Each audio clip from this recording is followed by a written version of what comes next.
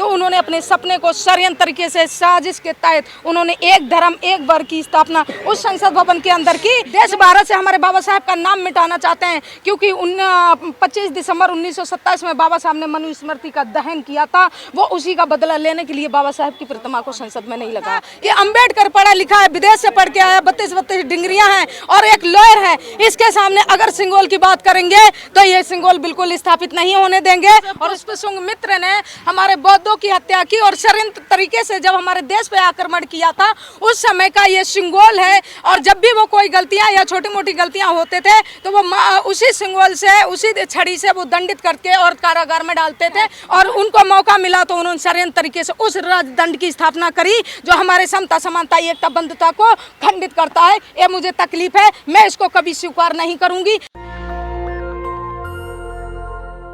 जो सिंगोल है वो एक राजतंत्र का प्रतीक है और जब देश हमारा संविधान से चलता है, देश हमारा लोकतंत्र है, तो वो लोकतंत्र को खंडित करता है ये सिंगोल।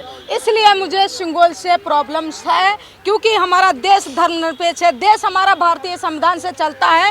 जब हमारा देश धर्मनिरपेक्ष है, देश हमारा संविधान से चल रहा है, तो फिर इनको सिंगोल लाने की जरूरत क्या पड़ी? मैं सरकार से भी सवाल करना चाहती हूँ, क्यों जरूरत पड़ी है? जब देश में हमारे अशोक की स्तंभ की लाट है जो समता समानता नेकता न्याय और बंधुता का प्रतीक है, वो स्थापित था, उसको स्थापित क्यों नहीं किया संसद भवन के अंदर? जो वो तो राष्ट्रीय चिन्ह है हमारा अशोक स्तंभ, वो हम सरकार से भी सवाल करते हैं, क्यों नहीं किया उसको वहाँ पर स्तंभ को स्थापित? हमारे क्यों हटाया गया, वहाँ क्यों नहीं लगाया गया? बाबा साहब की प्रतिमा जो पुरानी से पार्लियामेंट में लगी हुई है मूर्ति बाबा साहब की, फिर नई संसद में क्यों नहीं लगाई गई है? कारण क्या है? ये इनका एक साजिश है कि वो हमारी संस्कृति हमारी विरासत को मिटाना चाहते हैं। ये मुझे तकलीफ है, क्योंकि इनके आरएसएस के 2025 में 100 साल पूरे होने जा रहे हैं। इनका उद्देश्य था, इनका जो लक्ष्य था कि 100 साल पूरे होने पर इनको हिंदू राष्ट्र की स्थापना इस देश के अंदर कर देना है, भारत देश के अंदर। तो उन्होंने अपने सपने को षड्यंत्र तरीके से साजिश के तहत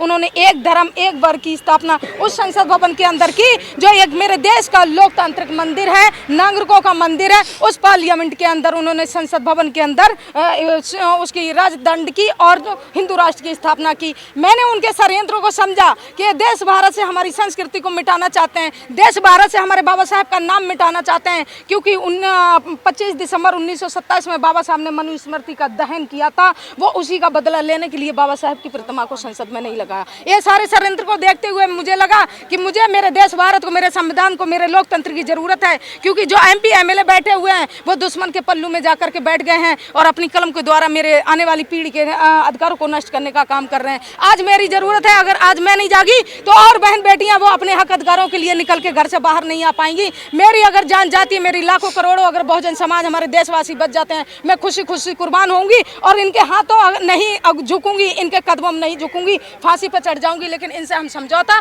नहीं करेंगे। अब हम अपने हक अधिकारों के लिए लड़ाई लड़ेंगे। इसलिए मैंने कारवा उठाया और 28 मई का दिन है और आज का दिन है। 20 स्टेट और 65 जिले कवर करके आज मैं अम्बेडकर की धरती और दिल्ली में पहुंची हूं। 29 अक्टूबर को मेरा दिल्ली जंतर मंतर में मेरी यही मांगों को लेकर के धरना प्रदर्शन भी रखा हुआ है। आप कह रहे हैं कि सिंगोल के लिए आपने जो अब सारा बताया कि इतने डिस्ट्रिक्ट कितने ये थे, हाँ। आप घूम करके आए।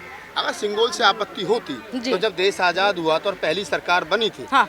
प्रधानमंत्री जवाहरलाल नेहरू जी के नेतृत्व में चली थी, तो सिंगोल तो उनको भी भेंट किया गया था। तो आपने उस समय तो लोगों ने विरोध नहीं किया था। अब मोदी जी अगर नेहरू जी की परंपरा को आगे बढ़ा रहे तो फिर दिक्कत किस बात की? एक बात, अगर हम आपको कोई मान लीजिए एक गिफ्ट है आपका, मैं आपसे परेशान हूँ या आपके कार्यों से परेशान हूँ, मैंने कोई गिफ्ट दिया है, वो एक देश का राष्ट्रीय चिन्ह कैसे बन सकता है? हमें ये बताइए पहले। मोदी जी ने कहा कि सिंगोल देश का राष्ट्रीय चिन्ह है। वो गिफ्ट नेहरू, एक मिनट, नेहरू को क्या दिया था? सिंगोल दिया था। वो क्या था? गिफ्ट था। हाँ। गिफ्ट के रूप में अगर दिया है, वो लोकतंत्र के संवैधानिक रूप से उसका क्या जरूरत पड़ी थी?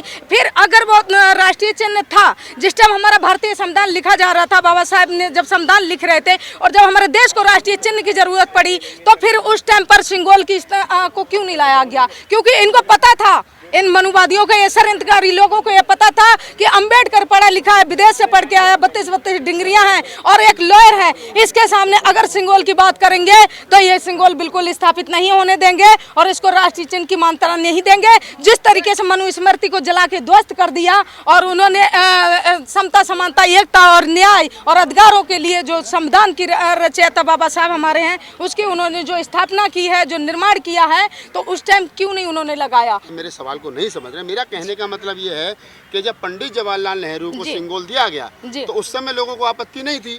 आज सुनिए पूरे सुन लीजिए। उसके बाद में कोई पंडित जवाहरलाल नेहरू सिंगोल लेकर के रख लिया, उसके बाद में उससे कोई नुकसान तो नहीं हुआ ना।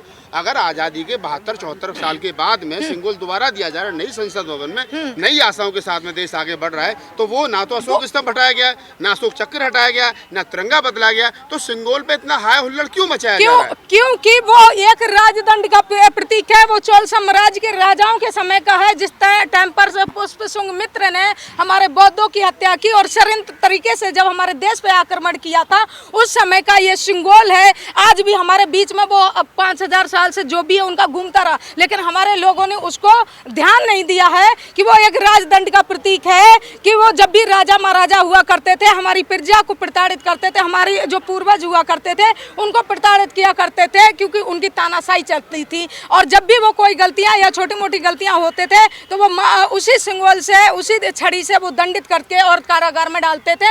वो दंड है और वो इसलिए उन्होंने उस समय स्थापित नहीं किया जब हमारे देश को एक राष्ट्रीय चिन्ह की जरूरत पड़ी, क्योंकि वो बाबा साहब से डरते थे। और जब वो बाबा साहब ने मनुस्मृति जलाई थी, तब गांधी ने ये बात बोली थी, जब नेहरू बोले कि मनुस्मृति उसने अंबेडकर ने जला दी है और आप कुछ बोल नहीं रहे हैं, गांधी क्यों?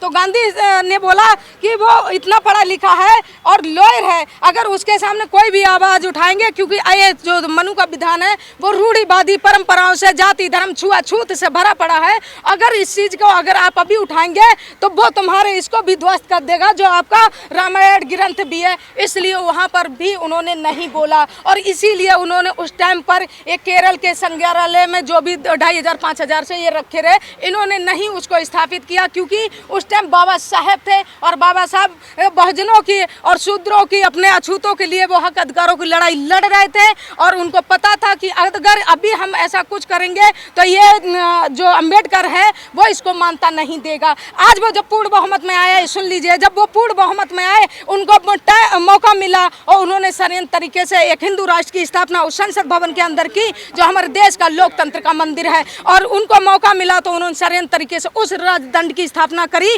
जो हमारे समता, समानता, एकता, बंधुता को खंडित करता है। ये मुझे तकलीफ है, मैं इसको कभी स्वीकार नहीं करूंगी। और आप कह रहे हैं कि मैं इसको स्वीकार नहीं करूंगी, अच्छी बात है, लेकिन जो बहुजन समाज के नेता हैं, जिस बहुजन समाज का नेतृत्व आप तरीके से कर रही हैं, चाहे मायावती जी हैं, अखिलेश यादव है, तेजस्वी यादव है, रामदास अठावले हैं, जो लोग कुछ कर सकते हैं, जिनके कहने से कुछ असर हो सकता है।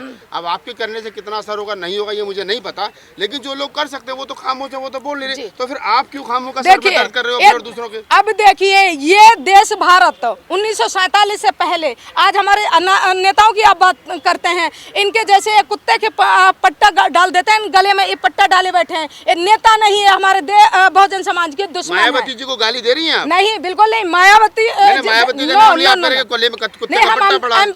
MP MLO कर रहे, वो एक राष्ट्रीय नेता है, वो हमारी लीडर हैं, उनके बारे में आप गलत नहीं बोल सकते। बेशक नहीं बोल रही, उनकी जो भी मजबूरी या परेशानी, मैं उन पर नहीं जाऊंगी और उनके प्रति मैं सुन भी नहीं सकती गलत, अगर उनके प्रति कोई भी गलत बोलेगा, क्योंकि मैं MP MLA के विधायकों की बात कर रहे हैं जो भाजपा की गोद में बैठे, मैं उनको गालियां दे रही हूँ। चलिए लास्ट सवाल ले लेते हैं आपसे, अगर सरकार सिंगोल को नहीं हटाती है और आपकी बात का कोई असर नहीं होता है, तो कल्पना बौद्ध का अगला कदम क्या होगा? जेल भरा आंदोलन ये कल्पना बौद्ध करेगी। हमारा आंदोलन फिर भी जारी रहेगा। 29 अक्टूबर को दिल्ली जंतर मंतर पर धरना प्रदर्शन है और उसके बाद भी हमारा ये आंदोलन जारी रहेगा, अगर सरकार ने मेरी बात को नहीं माना। नेशनल दस्तक की आपसे गुजारिश है कि अगर इसको बचाना चाहते हैं तो नेशनल दस्तक को सब्सक्राइब करने के लिए रेड कलर के सब्सक्राइब बटन को दबाएं, फिर बेल आइकन की घंटी दबाएं। नेशनल दस्तक को बचाने के लिए बहुत जरूरी है कि हर खबर को शेयर करें, लाइक करें, कमेंट जरूर करें।